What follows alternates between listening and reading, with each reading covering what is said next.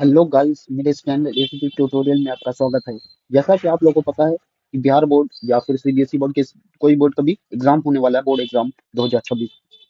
इसलिए मैंने बिहार बोर्ड के लिए 10 मिनट सीरीज स्टार्ट किया है, जिसमें आज पहला चैप्टर हम लोग पढ़ेंगे, जिसका नाम है रासायनिक अभिक्रिया एवं समीकरण। इसमें देखिए, पहला है केमिकल रिएक्शन क्या है, जिसको हम लोग बोलते हैं रासायनिक अभिक्रिया क्या है। तो जब एक या एक से ज्यादा पदार्थ, जिसको हम लोग रिएक्टेंट बोलते हैं, आपस में क्रिया करके एक नए प्रोडक्ट बनाते हैं तो उसे रासायनिक अभिक्रिया कहते हैं। मतलब अगर आपके आसपास बहुत सारी अभिक्रियाएं होती रहती हैं, जैसे दूध दही बदल जाता है, ठीक है, जैसे कोई पानी है वो बर्फ बन जाता है। तो ये सब तमाम अभिक्रियाएं आपके पास होती रहती हैं आपके। तो अगर कोई ऐसी पदार्थ अगर प्रोडक्ट में बन जाता है, जिसको हम लोग बोलते हैं रासायनिक अभिक्रिया। जैसे उदाहरण के लिए Mg plus O2 gives MgO, magnesium plus oxygen gives magnesium oxide. अब देखिए, केमिकल रिएक्शन कहीं पे हो रहा है तो इसकी पहचान क्या है, कहीं पे अभिक्रिया हो रही है तो इसकी पहचान क्या है। तो पहला, उसके रंग में बदलाव आएगा। दूसरा, गैस निकलना, उसमें से गैस निकलेगा तो हम लोग को पता चलेगा कि वहाँ पे केमिकल रिएक्शन हुआ है। फिर तीसरा, हीट में बदलाव आएगा, ताप में बदलाव आएगा, ठीक है, गरम गरम बढ़ जाएगा, सराउंडिंग गर्म हो जाएगा। चौथा है अच शेप या प्रेसिपिटेट बनना। प्रेसिपिटेट यानी कोई चीज नीचे बढ़ जाएगा, ठीक है, तो रिएक्शन में जो चीज नीचे बढ़ जाता है उसी को बोलते हैं प्रेसिपिटेट। और पांचवा चीज है नई गंध आना। गंध मतलब होता है महक, तो उसमें से महक भी अलग तरह का आने लगेगा, ठीक है। तो ये केमिकल रिएक्शन की पहचान हो गई। उसके बाद देखिए आप, रासायनिक समीकरण, जिसको हम लोग बोलते हैं केमिकल इक्वेशन, वो क्या होता है। तो वह प्राकृतिक तरीका है जिसे किसी रासायनिक अभिक्रिया को शब्द, संकेतों और सूत्रों की मदद से दर्शाया जाता है। मतलब जो आपने पीछे केमिकल रिएक्शन या रासायनिक अभिक्रियाएं पढ़ी, उसी रासायनिक अभिक्रियाओं को अगर आप एक सूत्र की मदद से, एक फॉर्मूला की मदद से अगर उसे लिखते हैं तो उसको हम लोग बोलते हैं रासायनिक समीकरण। आसान भाषा में देख लीजिए, अगर ये वाला भी आप लिख सकते हैं, ये वाला भी डिफिनेशन लिख सकते हैं, ठीक है। जैसे उदाहरण हो गया, magnesium plus oxygen gives magnesium oxide. इसी को, ये केमिकल रिएक्शन है, रासायनिक अभिक्रिया है, इसी को हम लोग एक सूत्र के फॉर्मूले में नीचे लिखा, उसको बोलते हैं रासायनिक समीकरण। जैसे 2 Mg plus O2 gives 2 MgO, ठीक है। अब देखिए, रासायनिक समीकरण के भाग कौन कौन से भाग हैं। तो इस तरफ जो होता है लेफ्ट हैंड साइड में, उसको हम बोलते हैं रिएक्टेंट या अभिकारक, ठीक है। तो अभिकारक क्या होता है, जो पदार्थ अभिक्रियाओं में भाग लेते हैं, ठीक है। कोई वो पदार्थ जो रिएक्शन में भाग लेते हैं उसको हम लोग क्या बोलते हैं, अभिकारक। और इस तरफ जो राइट हैंड साइड होता है उस तरफ होता है उत्पाद। तो उसको हम लोग क्या बोलते हैं, जो नए पदार्थ बनते हैं, जो भी रिएक्शन में जो भी पदार्थ बने, उसको हम लोग क्या बोले, प्रोडक्ट या उत्पाद। फिर देखिए शब्द समीकरण, जिसको हम लोग वर्ड इक्वेशन बोलते हैं। जैसे हाइड्रोजन प्लस ऑक्सीजन गिव्स नहीं पानी लोगी पानी। तो पानी रासायनिक लोगी अभिक्रिया इसकी हो गई, वही ना आज ना ले एग्जाम्पल है वर्ड इक्वेशन का, या रासायनिक समीकरण का एग्जाम्पल है। 2H2 plus O2 gives 2H2O। अब देखिए, संतुलित रासायनिक समीकरण, जिसको हम लोग बोलते हैं बैलेंस केमिकल इक्वेशन। तो संतुलित रासायनिक अभिकरण क्या होता है, वो अभिकरण होता है जिसमें दोनों और परमाणुओं की संख्या बराबर हो। रिएक्टेंट और प्रोडक्ट दोनों, अगर उत्पाद और जो बना, ठीक है, प्रोडक्ट, तो वो दोनों के अगर परमाणु संख्या बराबर हो तो हम लोग क्या बोलेंगे, संतुलित रासायनिक समीकरण। अगर बराबर नहीं हो तो हम लोग क्या बोलेंगे, असंतुलित रासायनिक समीकरण। फिर देखिए केमिकल रिएक्शन के प्रकार। तो पहला इसमें संयोजन अभिक्रिया। संयोजन अभिक्रिया क्या होता है, जब दो या अधिक पदार्थ मिलकर एक नया पदार्थ बनाते हैं तो इसको हम लोग क्या बोलते हैं, संयोजन अभिक्रिया। जैसे उदाहरण हो गया CaO प्लस H2। इसमें देखिए दो रिएक्टेंट मिलके, दो ठो मिलके और एक ही प्रोडक्ट बना रहा है, CaOH2। तो इसको हम लोग क्या बोलेंगे, कॉम्बिनेशन रिएक्शन या संयोजन अभिक्रिया बोलेंगे। फिर है अपघटन अभिक्रिया, डिकम्पोजिशन रिएक्शन। ये क्या होता है, जब एक पदार्थ टूटकर दो या दो से अधिक पदार्थ बनाता है तो उसे हम बोलते हैं अपघटन अभिक्रिया। जैसे उदाहरण CaCO3 था, वो टूट करके क्या बनाया, CaO और CO2 बनाया, ठीक है। तो इस टाइप के रिएक्शन को, इस टाइप की अभिक्रिया को हम लोग क्या बोलेंगे, अपघटन अभिक्रिया।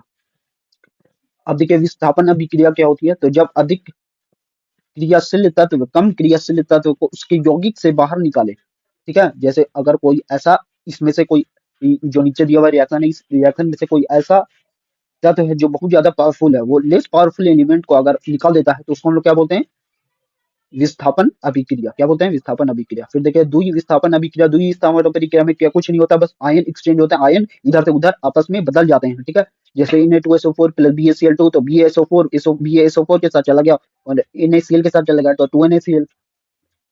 अब देखिए ऑक्सीकरण और अपचयन क्या होता है। तो ऑक्सीकरण का मतलब क्या होता है, ऑक्सीकरण का जुड़ना या हाइड्रोजन का निकलना, या जिसको हम लोग बोलते हैं एडिशन ऑफ ऑक्सीजन और रिमूवल ऑफ हाइड्रोजन। यानी अगर कोई ऐसी अभिक्रिया है जिसमें ऑक्सीजन जुड़ रहा हो या हाइड्रोजन निकल रहा हो तो उसको हम लोग क्या बोलेंगे, ऑक्सीकरण। और अपचयन, जिसमें ऑक्सीजन का निकलना हो या हाइड्रोजन का जुड़ना हो, इसी का उल्टा होता है ऑक्सीजन का, दोनों साथ साथ होते हैं तो उसको हम लोग क्या बोलते हैं, रिडॉक्स रिएक्शन कहते हैं। रिडॉक्स रिएक्शन को हम लोग हिंदी में वही लिखते हैं, रिडॉक्स अभिक्रिया कहते हैं। अब देखिए उष्माक्षेपी और उष्माशोषी अभिक्रिया क्या होता है। तो पहले हम लोग देखते हैं उष्माक्षेपी अभिक्रिया क्या होता है। तो ऐसी अभिक्रिया जिसमें उष्मा निकलती हो, ठीक है, यानी उसको वो रिएक्शन करने के बाद उष्मा उसमें से निकल रही हो, तो उसको हम क्या बोलते हैं, उष्माक्षेपी अभिक्रिया। जैसे उदाहरण में देखिए C+O2 gives CO2 plus heat, heat इसमें बाहर निकल रहा हो, ठीक है। और फिर उष्माशोषी अभिक्रिया क्या होती है, तो उष्माशोषी अभिक्रिया में क्या होता है, जिसमें उष्मा ली जाती हो, यानी जिसमें हीट लगे, ठीक है, उसको करने के लिए हीट लगे। जैसे उदाहरण N2+O2, ये रिएक्शन तभी पूरा होगा जब इसमें हीट देंगे, हम एनर्जी देंगे, एनर्जी देंगे तो क्या बनेगा, 2NO बन जाएगा, ठीक है। फिर देखिए जंग लगना, जिसको हम लोग कोरोजन बोलते हैं। तो कोई भी लोहा पर ऑक्सीजन और नमी की क्रिया से जंग लगती है। कोई भी लोहा, जैसे आपके पास इधर उधर कहीं पे भी लोहा होगा, तो उसको अगर ऑक्सीजन और नमी खूब मात्रा में मिले तो उसमें क्या होता है, जंग लग जाता है। उसी जंग को हम लोग बोलते हैं कोरोजन लग गया उसमें, ठीक है। जंग से बचाओ, कैसे कैसे बचा सकते हैं, तो वो आयरन जो पार्ट है, लोहे का जो चीज बना हुआ है उसको पेंट कर दो, या फिर तेल ग्रीस लगा दो, या फिर गैल्वेनाइजेशन कर दो। गैल्वेनाइजेशन जिसको जस्ता लेपन कहते हैं, यानी जिंक, जिंक जो मेटल होता है उसका पेंट कर देना, उसी को बोलते हैं। कोई भी लोहे की चीज के ऊपर जिंक का पेंट कर देना, उसी को हम लोग क्या बोलते हैं, गैल्वेनाइजेशन। रैंसिडिटी समझिए, रैंसिडिटी क्या होता है, तो रैंसिडिटी या वह अभिक्रिया जिसमें तेल और वसा युक्त खाद्य पदार्थ हवा या प्रकाश या नमी के संपर्क में आने से खराब हो जाते हैं, और उनसे बदबू या खराब स्वाद आने लगता है। मतलब अगर ऐसा कोई चीज है जो तेल का बना हो या फैट का बना हो, वसा का बना हो, तो उसमें क्या होता है, उसमें उसको अगर ऑक्सीजन के डायरेक्ट कांटेक्ट में हम लोग रख दें, तो उसमें क्या होगा, थोड़ा देर के बाद उसका स्वाद जो है खराब हो जाएगा, या फिर बदबू हो जाएगा उसमें। तो उसको हम लोग क्या बोलेंगे, रैंसिडिटी बोलेंगे, ठीक है। और आसान भाषा में ऐसे भी लिख सकते हैं हम लोग कि जब तेल या घी खाने को ज्यादा समय तक खुला छोड़ दिया जाए तो वह सड़ने जैसा हो जाता है, इसे ही रैंसिडिटी कहते हैं, ऐसे भी लिख सकते हैं, ठीक है। तो दोनों जैसे भी।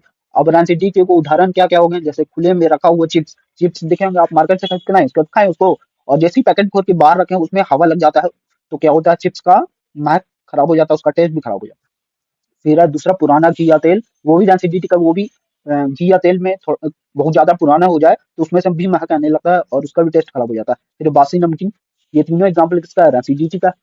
अब रैंसिडिटी के कारण क्या क्या है, हवा, अगर उसमें जो जो भी चीज खराब हो रहा है उसमें क्यों खराब हो रहा है, क्योंकि उसमें हवा लग जा रहा है, ठीक है, या फिर प्रकाश लग जा रहा है, या फिर अधिक समय तक भंडारण हो रहा है, ठीक है। ये तीन कारण है रैंसिडिटी के। और रैंसिडिटी से बचाओ, कैसे कैसे हम लोग बचा सकते हैं, तो खाने को हवादार ना होने वाले डिब्बे में रखें, यानी ऐसी डिब्बे में उसमें रखें कि जिसमें हवा अंदर आ ही नहीं सके, एयर टाइट कंटेनर बोलते हैं उसको। या फिर फ्रिज में रखें, या एनसी ऑक्सीडेंट मिल जाते हैं, मिलाए जाते हैं उसमें, एंटीऑक्सीडेंट मिला दो। अब ये वाला जो क्लास है ये आपको मिलेगा मंडे, वेडनेसडे और फ्राइडे। आई होप आपको समझ में आया होगा। अगर समझ में आया होगा तो लाइक कीजिएगा और मेरे चैनल को सब्सक्राइब कीजिएगा, और कमेंट में मेरे जरूर बताइएगा कि आपको दूसरा वीडियो किस टॉपिक पे चाहिए, या फिर कौन सा टॉपिक आपको नहीं समझ में आ रहा, वो टॉपिक हम फिर पढ़ाएंगे, ठीक है। जब तक मेरे प्लेलिस्ट को भी चेक कर लीजिए आप, क्या क्या वीडियो